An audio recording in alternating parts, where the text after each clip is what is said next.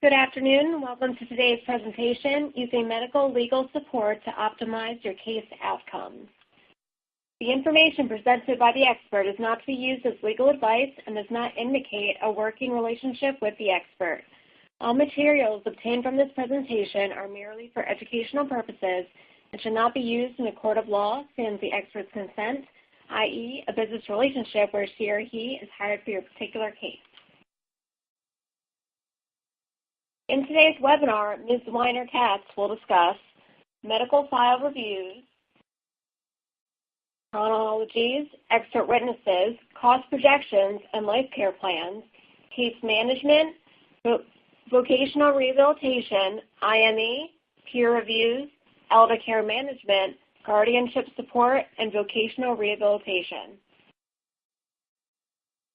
To give you a little background about our presenter, Deborah Weiner Katz is the President and CEO of Advanced Rehabilitation Management, Inc., which she established in 1990.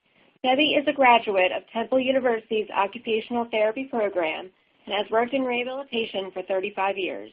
Her background is extensive and includes work in pediatrics, psychiatry, developmental disabilities, physical disabilities, geriatric care, and catastrophic injuries.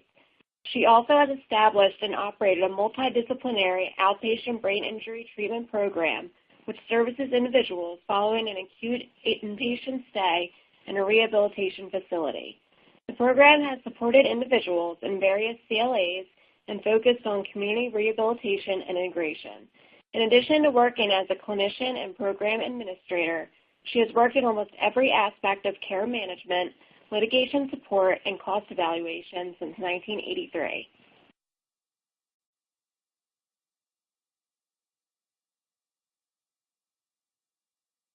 Attendees who require a passcode, the word for today is support.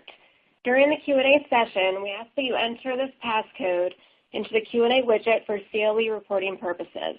The Q&A is located to the left of your screen. Please remember that if you are applying for CLE credit, you must log on to your computer as yourself and stay for the full 60 minutes. You are also required to complete the survey at the end of the program. Please note that CLE credit cannot be given to those watching together on a single computer. Tomorrow morning, we will send out an email with a link to the archived recording of the webinar. The slides can be downloaded from the resource list at the widget at the bottom of your screen. Thank you all for attending today, and Debbi, the presentation is now turned over to you. Thank you, and welcome everybody. And I hope that I'm able to provide some information that will be interesting and useful. We do have time for questions, and just feel free to type the questions in, and I'd be happy to answer them. We're covering a wide range of information today. So my goal today is to provide everybody with a better understanding of what medical legal support is and how you can use this to help you on your cases. I think the way I describe medical legal support, it's kind of a continuum of services. So in many instances, we're contacted and say, we just want an expert to do such and such on my case. I think what I'd like to do today is to provide you with a range of options for which you can use somebody to help you develop your cases, understand the medical issues on your cases, and maybe not go straight for that expert report, because I think that there are a lot of other things that a medical legal support person can bring to the table. So I guess I'm distinguishing between a medical expert, meaning you're having somebody go right to the file and be prepared to testify as an expert, versus more of a generalist in this aspect of the conversation. And when I look at the medical legal support side of things, I'm looking at somebody who's more of a generalist. And it may be a little bit counterintuitive, because if you're looking at a pediatric case where there was an error in terms of how care was administered, and that may be your sole goal on the case, but I think for a portion of this presentation, I would like to focus a little bit on what a generalist can bring to the table as well. So when I look at somebody who's providing some of these other tools that I'm going to put out there as options today, we're looking at somebody with a varied and a wide base of knowledge.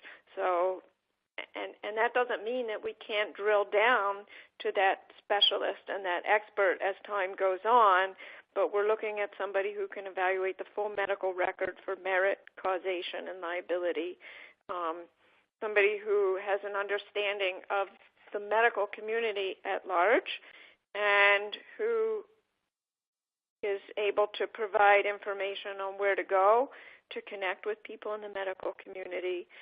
And I think that this is a huge and very important issue that I'd like to emphasize, is that somebody who's working with you on a case to provide medical legal support is equally capable of understanding some of the legal issues involved. I don't mean arguing them in a court of law, but understanding what you're trying to ascertain and develop in your case so that the medical information that we're looking at provides you with the outcome that you need. In addition to that, I think that somebody providing medical legal support is able to quickly analyze the cost-benefit to you for the different services that I'm looking at, so that if I were contacted to assist an attorney to provide some tools to evaluate and analyze your file, I need to understand that if you have a budget of a small budget because you have a small policy limit, that we're not going to do a $15,000 deep dive into the file. We have to quickly synthesize the information, look at it, and work within a budget. So that's what I mean by understanding the legal aspects of the case and understanding how to match what is being done on the case with where your budget is. And that person needs to have good communication skills and flexible thinking so that they can figure out some ways to help you on your case. So I'm going to talk a little bit about tools, and we mentioned a few of them in the beginning. I'm sure that many of you have seen these names before: a medical file review, Chronology, expert witness, cost projection, life care plan, case management, Voc Rehab, IME peer review, elder care, Guardianship Support, and Voc Rehab. We're going to touch on each of these, and I call these the tools, meaning that sometimes one way of approaching things is better for your case than another way of approaching things. So we're going to go through the tools so that you can figure out how to get the best bang for your buck and how to get what you need on the file. And I would say that that's one thing that I see pretty often, is that somebody comes to us with one idea of what they might need, and there might be some preliminary work that would help to develop the case, or maybe another direction that we can go to get a similar goal. So that's what I mean by looking at some of the tools on the cases. So the first thing that I wanted to talk about was a medical file review. I think that this is pretty commonly, this is pretty straightforward, but what is a good medical legal file review? It's somebody that is able to analyze the medical details on the case, look at how that matches up with the case that you're trying to present, and help you to look at strengths and weaknesses on your case.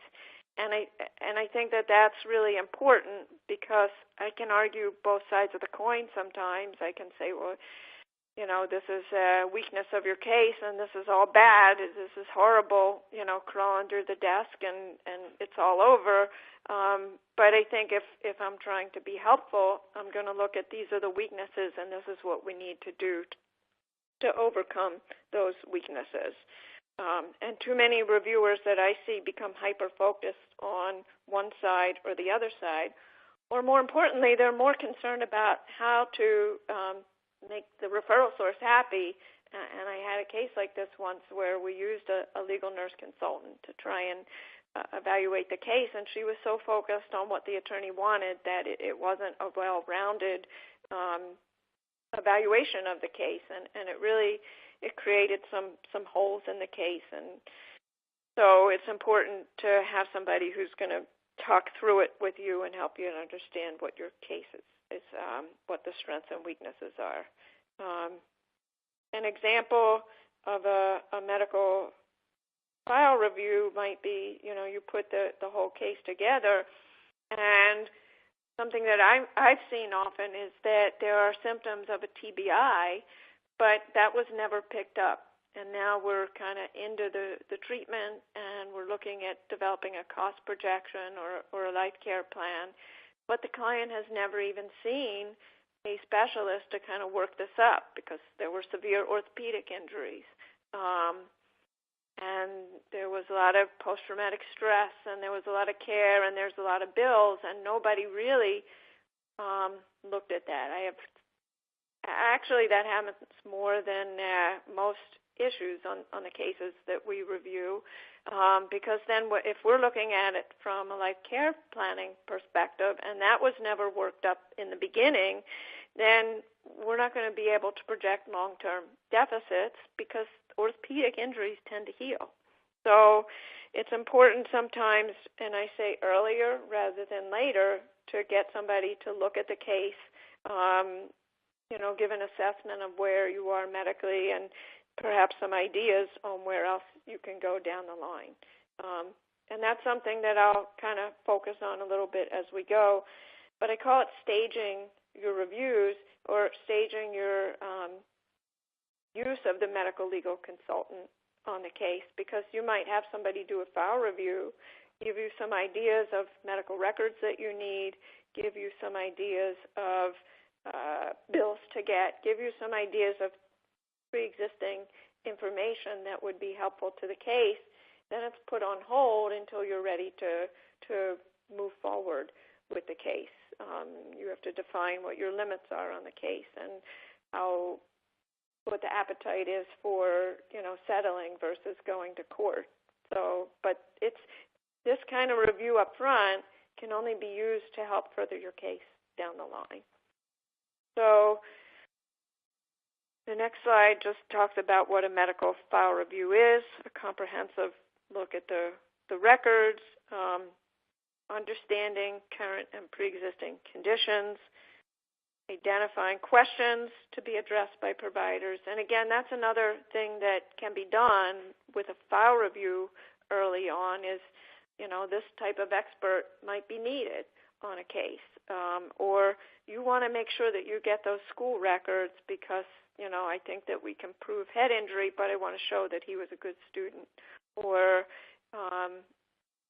get the attendance records from that person at work because, I think that we can prove that yes, even though there were some pre-existing anxiety issues, that the PTSD or a TBI caused by the accident is compounding this person's ability to return to work. And as you can see, even though they had these issues before, that it was a strong, they were a strong worker and good ethics, and that has all been disrupted by the accident or by an incident.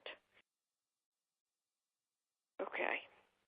So, and I like to throw in a few case examples, so throw this one in, and then we're going to keep moving along because I want to be able to ask questions. But this case was an example of a case where this particular client was scheduled to have surgery on her wrist prior to a motor vehicle accident. The orthopedic surgeon recommended surgery. She was having a fair amount of pain, but she was a florist, and she couldn't afford not to work. So then she has a motor vehicle accident, and, of course, when she jams on the brakes, she grabs the steering wheel, puts even more pressure on the wrist, which exacerbated her pre-existing pain and made it difficult for her to be able to continue her work as a florist, so then she went through with the surgery.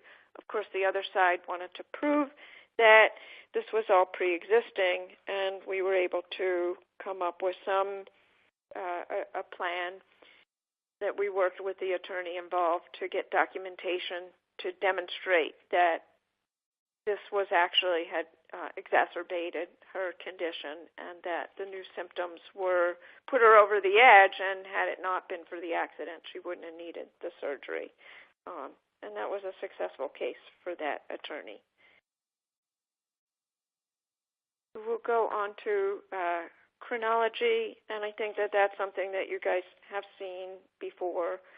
What's the difference between a chronology and a medical file review? Basically, a chronology is just putting that case in order, and looking at the medical events in a sequential order so that you can see what impacted what and when certain issues came up, and what the long-term or what happened over time. Oftentimes, that's a tool that helps an attorney to just kind of connect with the case. So it's more interpretation in a medical file review, but sometimes even just doing a chronology is a first step in working up your case.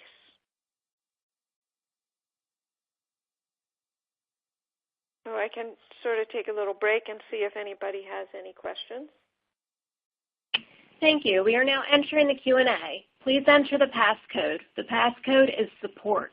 Also, please enter any questions that you have for Debbi. First question that we have, does your review of a case include an evaluation of the damages aspect, and do you make any settlement or verdict range evaluations? Okay, so good question. And we can speak further about sort of looking at long-term damages and calculating them as we go through the other tools.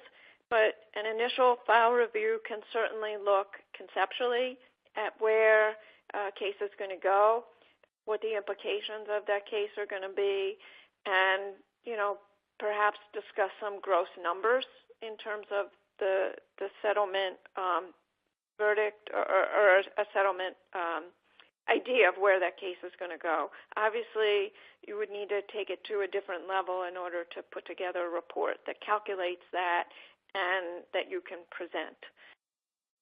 Does that answer that question? Yes, thank you. Okay. Next question, what is your typical fee? Does it have to pay in advance, or can you wait for settlement? So, and we're going to go at the end in regard to fees. Typically, there's a retainer fee. There's incrementally, it's a little higher for somebody who's going to do expert testimony, but for a file review in the range of $150 per hour. And yes, we normally get a retainer up front once we have a relationship with an attorney. We will and can wait for settlement. So that's something to be discussed on a one-to-one basis. Next question. At what stage in the medical review does the certificate of merit come into play if necessary? So oftentimes we'll get the medical legal or the file review and say, what do you think? And discuss the case. And then at that point, if there aren't further steps that need to be taken, a certificate of merit would be produced. Next question. Do you help work up general damages, and do you use a special calculation or online calculator to help you? So, and I think we're jumping ahead a little bit. So in the cost projection and life care plan portion, we do work up the projected future costs on the case. And we do use multiple tools to come up with those fees. Some is just based on experience and seeing how fees are, fees in the marketplace over many years. But we do use a physician's fee reference that's documented and defensible, and we're able to present that with our report. And we also often make additional phone calls to kind of see in that particular local area if that's supported.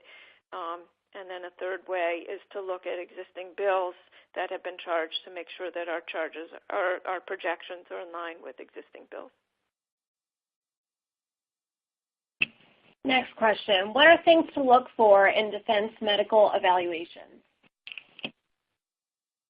So, I would look for somebody who's experienced, qualified, has a broad range of knowledge, and is willing to, if you're looking to hire somebody, I would say somebody who's willing to take a look at the records and discuss them with you before a report is generated. If you're asking me if I look at the report, is this a good report? I think that takes a little bit different twist, which is, I guess you need to look at the person's credentials, how thorough they are. Is it formulaic, and is it really their report specific to the client? And is it, are they giving you medical information to back up their opinions? I'm not sure if that's a specific enough answer. I'd be willing to do a follow-up question if there is one. I think your answer was good. The last question we have time for now. Do you use any of the computer analysis systems that some insurance carriers use? So I don't.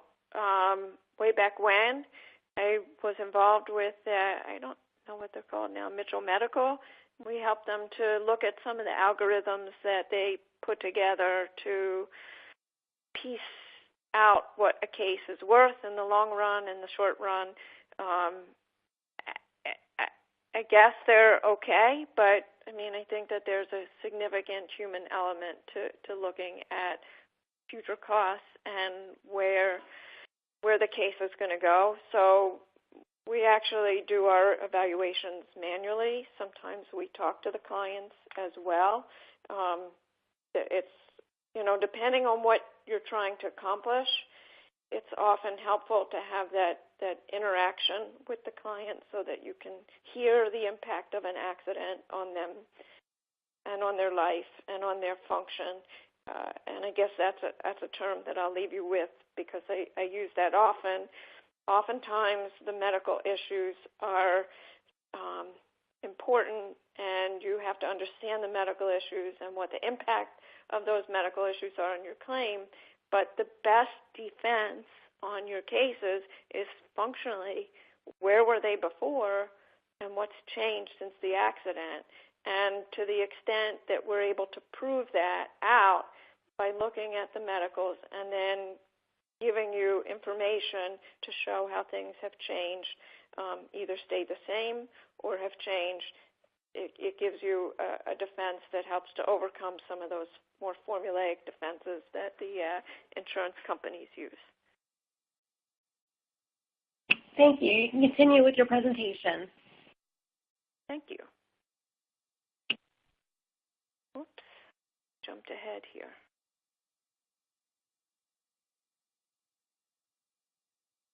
Okay, we skipped a slide in so maybe it'll come up later. But I'm just going to talk for a minute about peer reviews because a peer review is a tool that you can also use to kind of take a look at your cases. And a medical legal support person can triage that review for you. So, and that's what I mean by staging. So you have your file review done, and we find, that there's this pressing issue that we're not sure if we can get past it. So, I don't here. So, I have a case where the client had a cyst, was a brain cyst prior to a motor vehicle accident.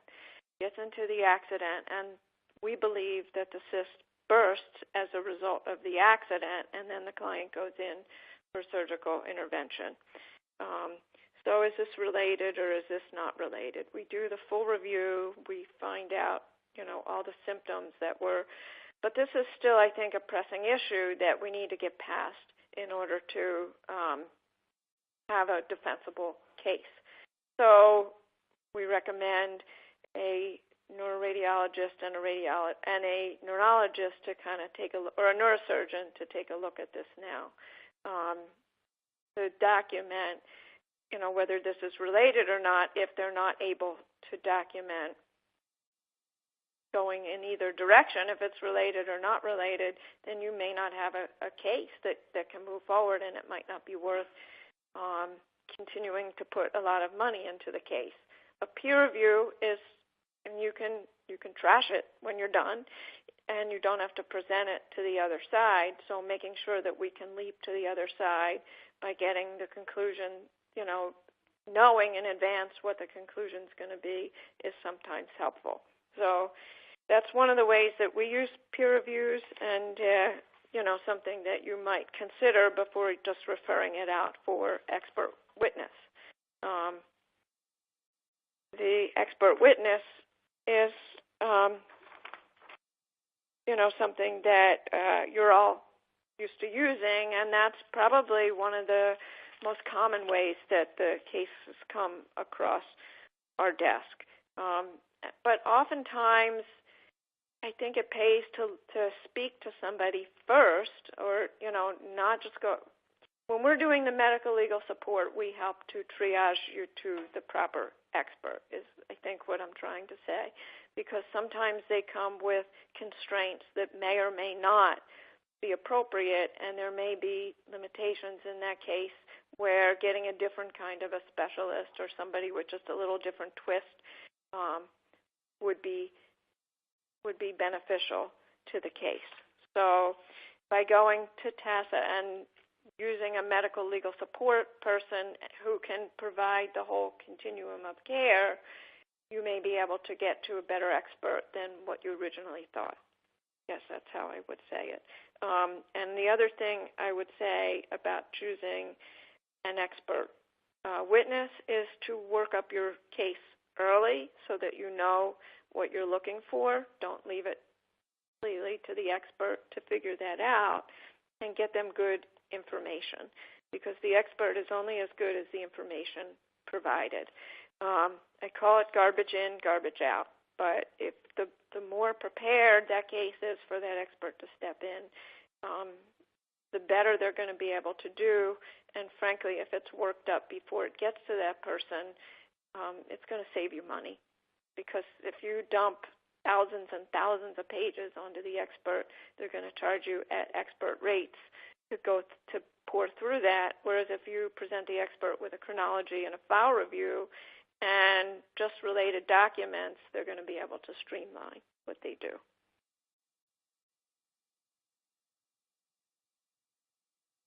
Okay. Well, this slide's got a little mixed up. So I also have independent medical evaluation in my list of tools that we use. And, I mean, all of you are familiar with independent medical evaluations. I don't really need to go through that at length, except for you can also use a medical legal support person to attend an evaluation for you. So, sometimes you just want to keep the other side honest. You want to have a medical person in there with them to kind of make sure that they do a full and complete evaluation. We attended one evaluation where the doctor who was examining the client said, look to the left, look to the right, look to the top, look to the bottom, and the client said, yeah, but some, and he couldn't even finish his sentence, and what he was going to say is, I'm having a good day now, but on a bad day, I can't do that. Or when I get fatigued, I can't do that, and they wouldn't let him finish the question. So having somebody in there is often beneficial.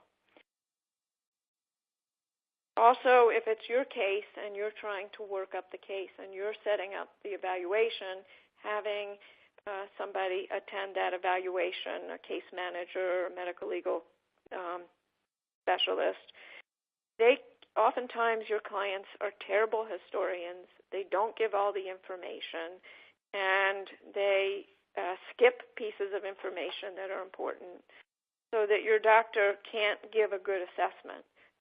If you're sending somebody in with your client for that particular evaluation, they can make sure proper questions are answered or asked, proper history is provided, and even help to frame in the information because oftentimes the clients don't do that, and then you don't get a good evaluation.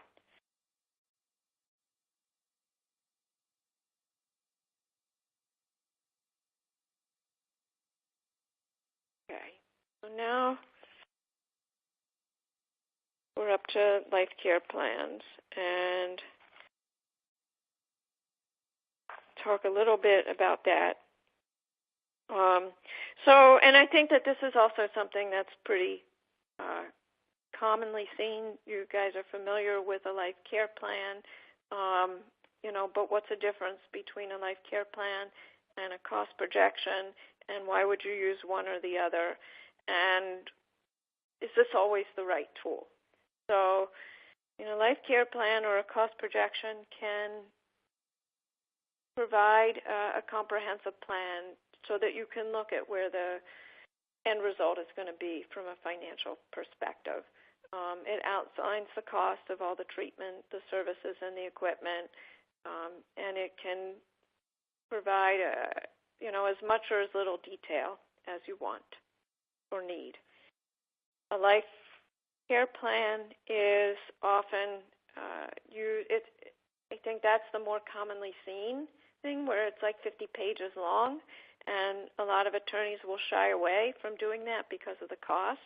I would urge you perhaps not to do that, because you need to sort of communicate with the person doing the plan about what you need and what you want.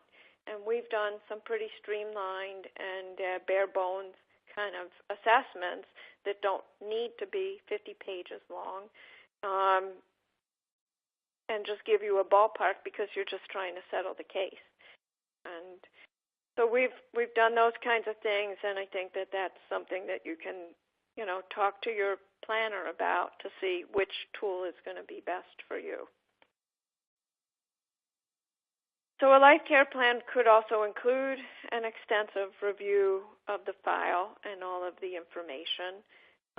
It can include an interview of the client and treating provider. We've done it where we don't talk to the client. I would say, I wouldn't want to go to court with that, but if you're just using it for settlement purposes, that could be okay. We've done it where we've looked at a video deposition of the client to try and get better information. We've done it where we've had a telephonic interview with the client, but not an in-person. So again, depending on what your end result is, needs to be, that's how you would choose. We could choose together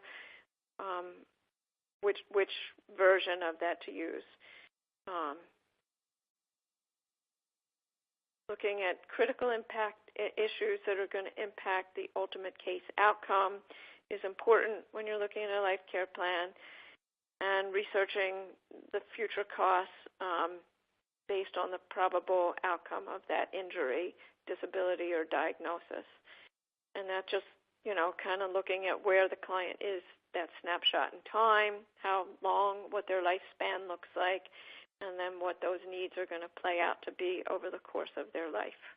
And, of course, identifying experts that would help to improve our testimony to support that life care plan is also something that your planner should be able to do with you. It should be a collaborative process. And that's, I think, if I can impart wisdom on everybody, that's what I would say. I think that, when you reach out to an expert, they're only going to be as good as, the information you give them, and providing opportunities to conference along the way gives you control over your expenses, gives you control over your outcome, and gives you information that may be helpful in terms of where you're going to go on your case. So here's another case example that I kind of threw in there. This little guy was referred to us for a life care plan. And we got this case early on, so that was interesting. And he had a severe spinal cord injury following a bicycle versus a motor vehicle accident. It was referred to prepare a preliminary care plan so that the two sides could speak and decide how this case would be managed over time. Because there's a very large policy and a lot of liability involved. Because it was so early in the process, and because both parties admitted to, or there was agreement on the liability early on, they just wanted to get to what the end point was, and it would be quite a while before the case was going to be settled. The attorney who was handling this case actually convinced the other side to pay for a case manager so that the client could get the best possible care, home modifications, treatment, and assistance in overcoming the spinal cord injury. The value of that was that client was getting good care along the way, and obviously if he gets better, it's good for everybody involved. There was going to be a large settlement at the end of the tunnel, but why not use some of that money to make sure that client gets good treatment, doesn't have complications, and is able to live a quality life along the way. And that was an example of sort of using two tools at the same time. And this little guy did quite well, actually used some custom-fitted braces and is able to walk now because of some of the therapies that were implemented and would not have been implemented had he not had the assistance. If that attorney just waited till the end and said, okay, I'm going to give you money and I'm done. I mean, I think that there's some ethical responsibility to make sure that the money is also spent wisely and that person benefits from real-time services that help them to get the proper care. So here's an example, actually. This was a cost projection. So this was a dog bite injury and a situation where the client was an elderly guy. The dog jumped up and caused him to fall. It wasn't restrained properly, and this attorney wanted to kind of get a feel for what this case was worth. He hurt his back and neck, and so we prepared. I mean, this did not need a 30-page, 50-page care plan. We talked to the guy, got a feel for where he was, reviewed the medical records, and were able to put out a cost projection that the attorney was able to use for settlement purposes. It's important to use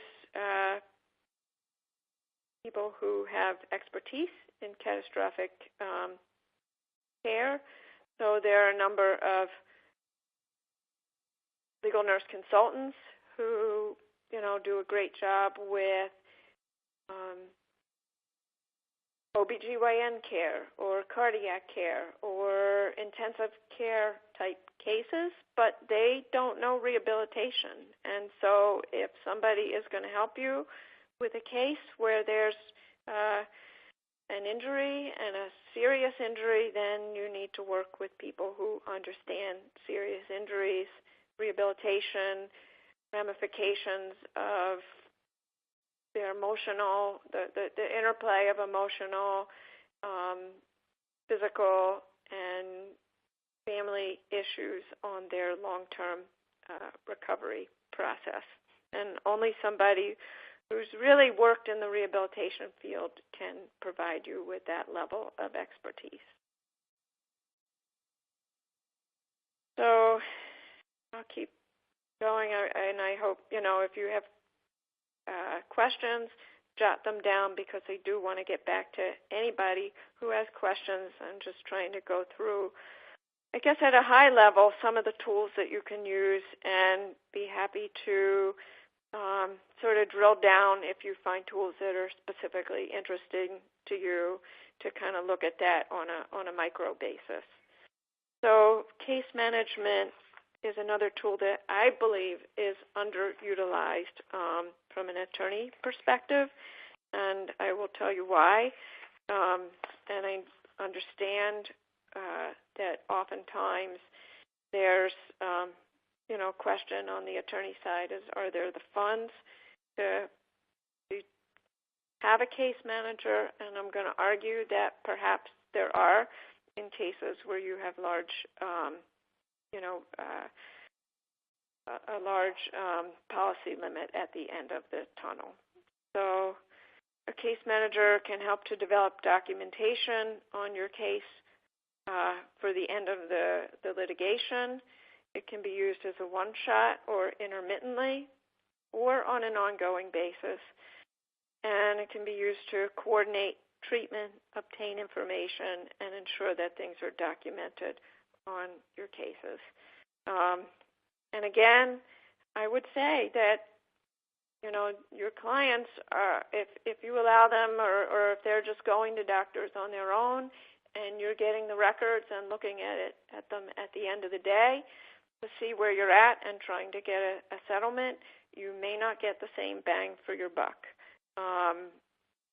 because your clients go in there and don't provide an accurate history. And I'm giving an example of a case where I had an elderly woman who was in a motor vehicle accident, had some back pain before the accident,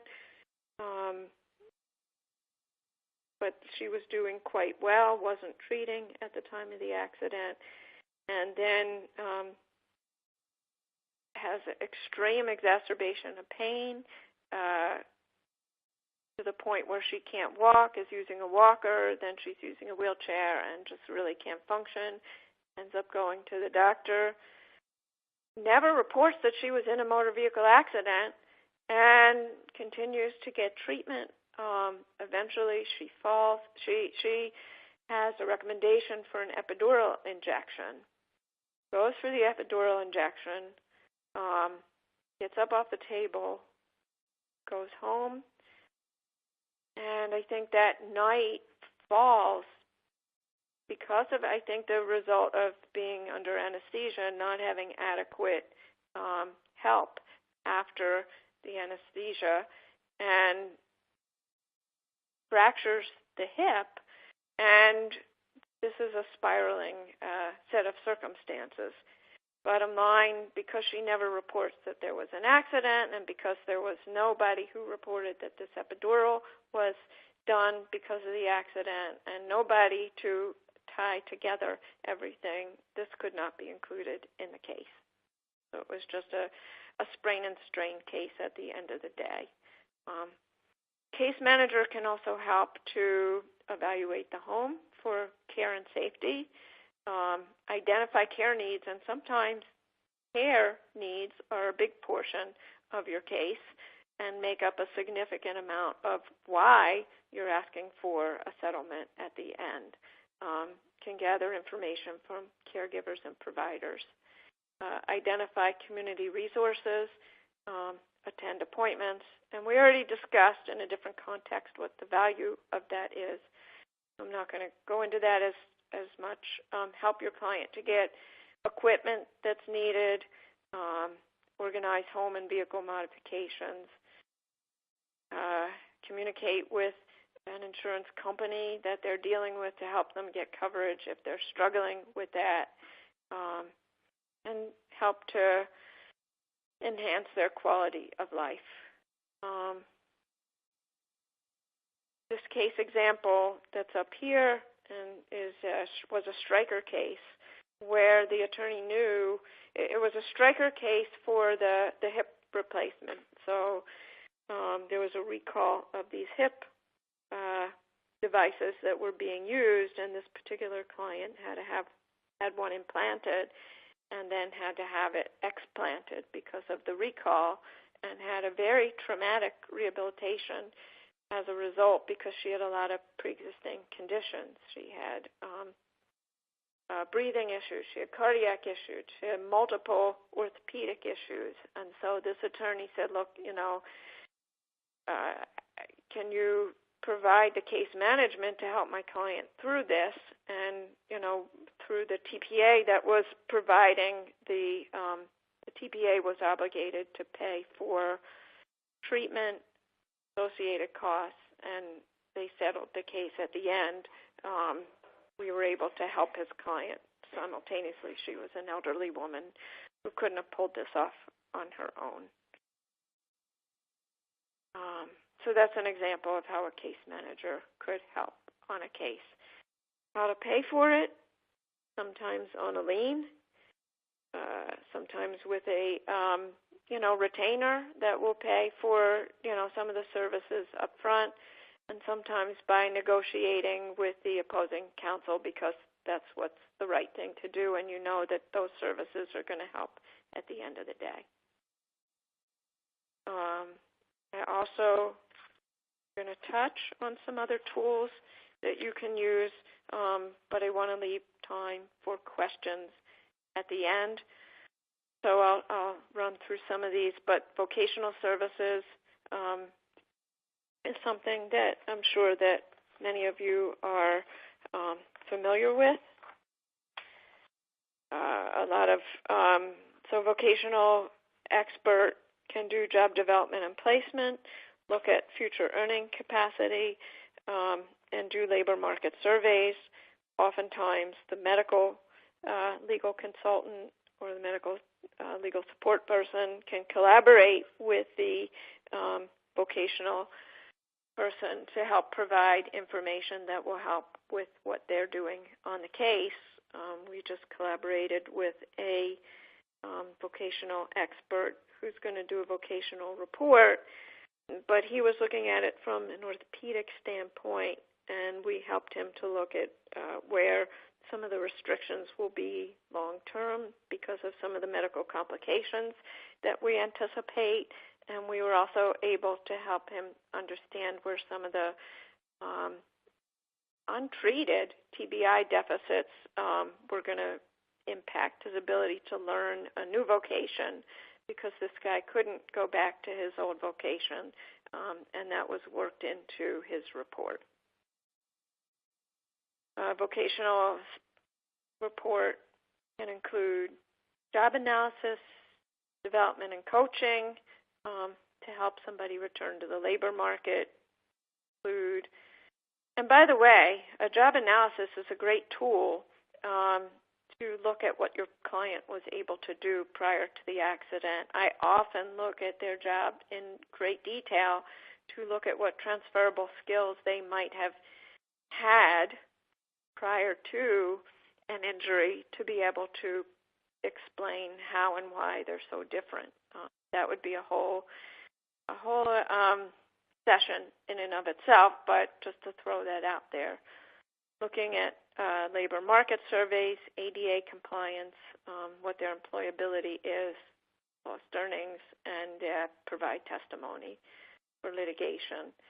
And this is just an example of a case that was worked on where the client not only needed assessment to look at where the problems were and whether he'd be able to go back to work, but also to look at kind of how to stage the recovery so the client could have an eventual return to work.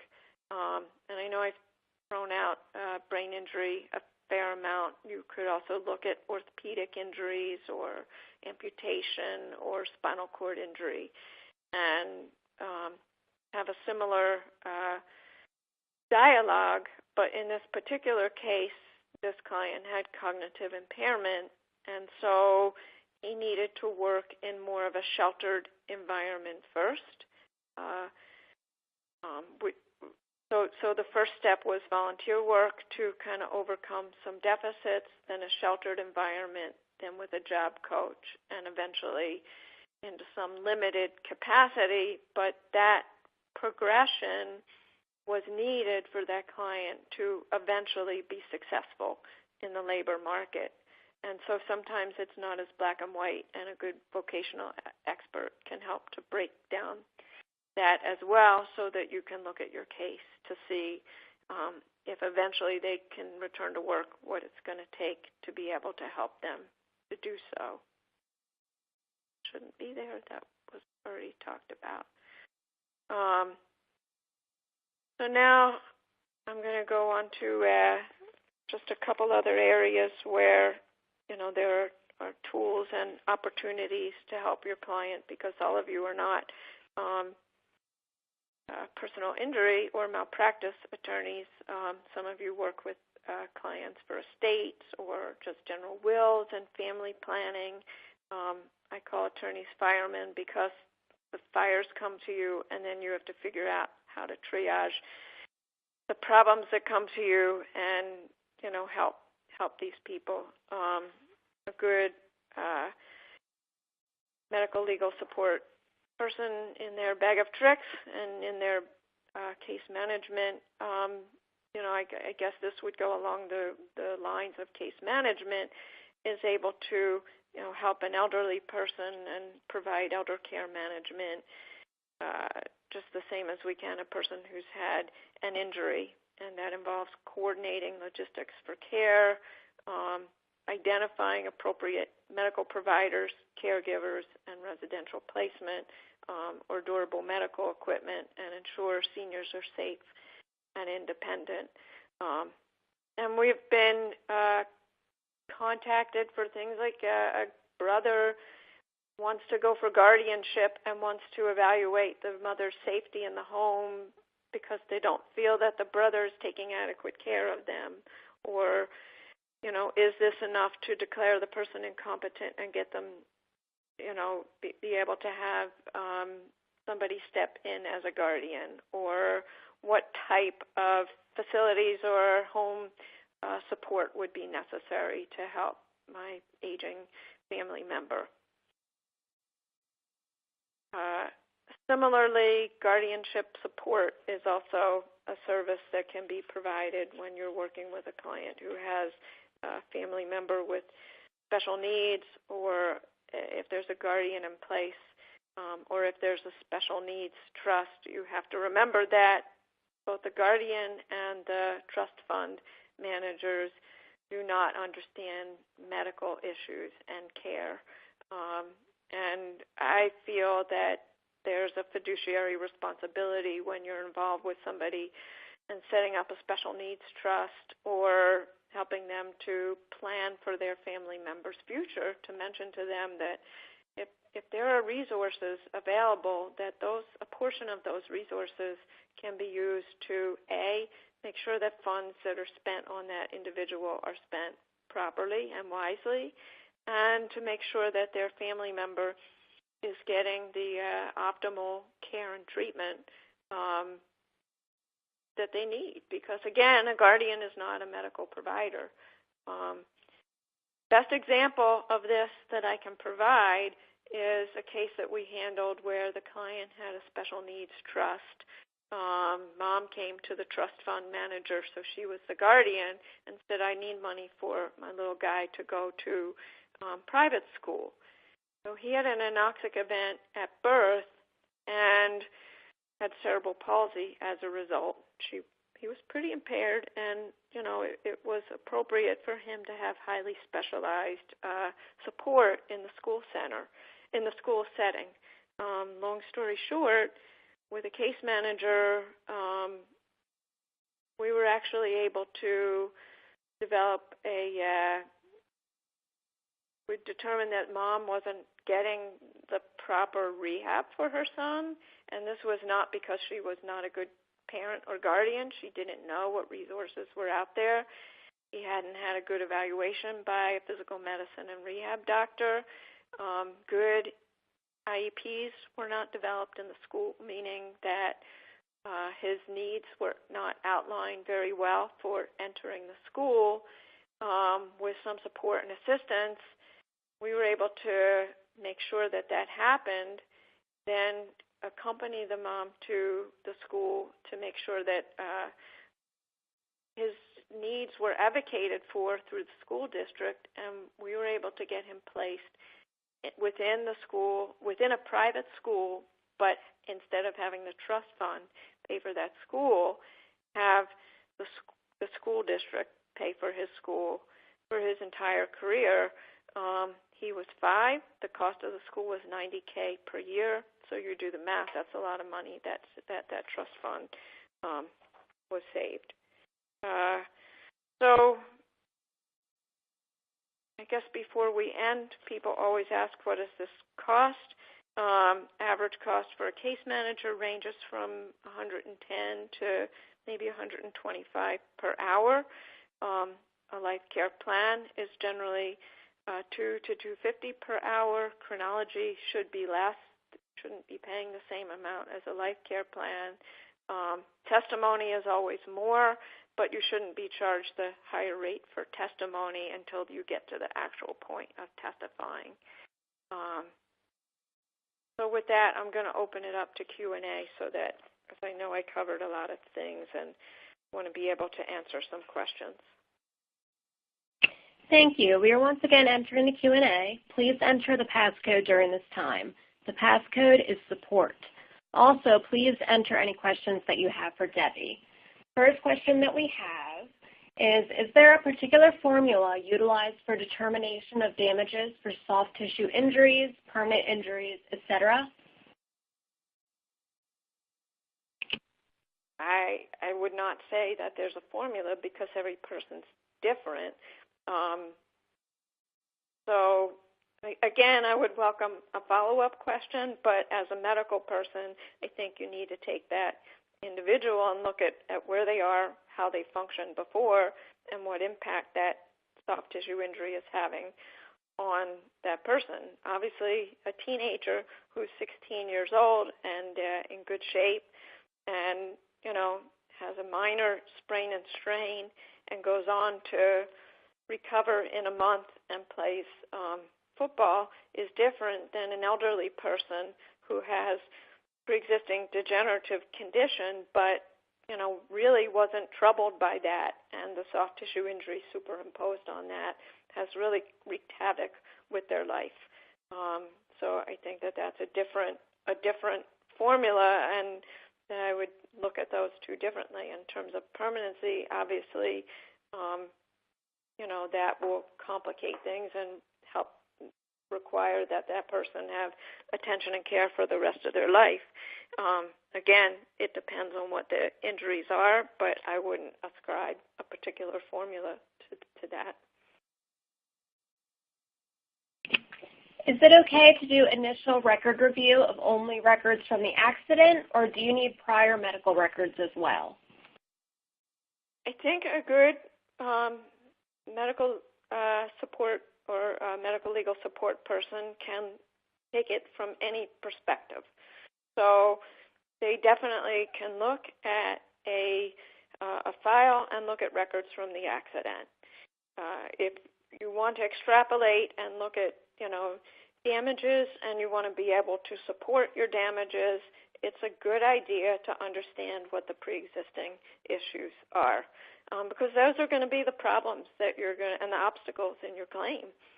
If you don't look at that, then somebody that could be the wrench that gets thrown into your file and discredits you. So again, a good medical legal person can look at from any perspective, and they might be able to pick out some specific concerns. For example, if I have a hospital record, I can look at the hospital record and I can pick out some pre-existing issues that may come back and bite you later. An ER report sometimes will give us clues as to what, was pre-existing. Sometimes the PCP will have references in their file. Their medications will give us some clues as to what we're dealing with. Past surgeries will give us some clues as to what was pre-existing in the file. So is it imperative? No. Is it helpful? Yes. And again, it depends on what your goal is on the case. For clients who can't afford a surgical estimate or can't get one on a lien, what is the best way to calculate the value and extent of procedures needed? I would say, I think you said surgical estimate, correct? Is that correct? Correct. So I would say if you know that they need surgery, I would go to the doctor and ask them for the CPT code of the surgical procedure that they're recommending. We could do a quick lookup of that and at least know what the approximate value of that would be. But the doctor has to we need some idea of what the doctor wants to do. You can't just say, my client needs neck surgery and what's that going to cost? Is he going to do fusion? Is he going to do an anterior approach, a posterior approach? I'd want to know if the client had pre-existing conditions, just a general overview so that we could figure out if they would be in the hospital or not, and then, we could come up with a limited estimate. Okay, thank you. That was all the questions that we have time for today. Any unanswered questions will be forwarded to Debbie to answer directly.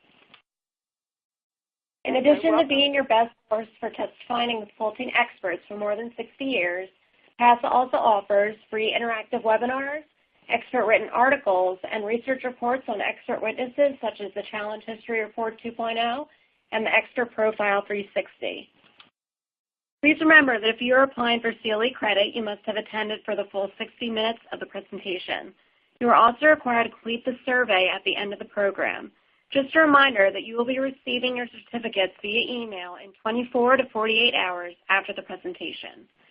I want to take this opportunity to thank everyone for attending, and most especially Debbie Weiner Katz for her time and effort in creating this presentation.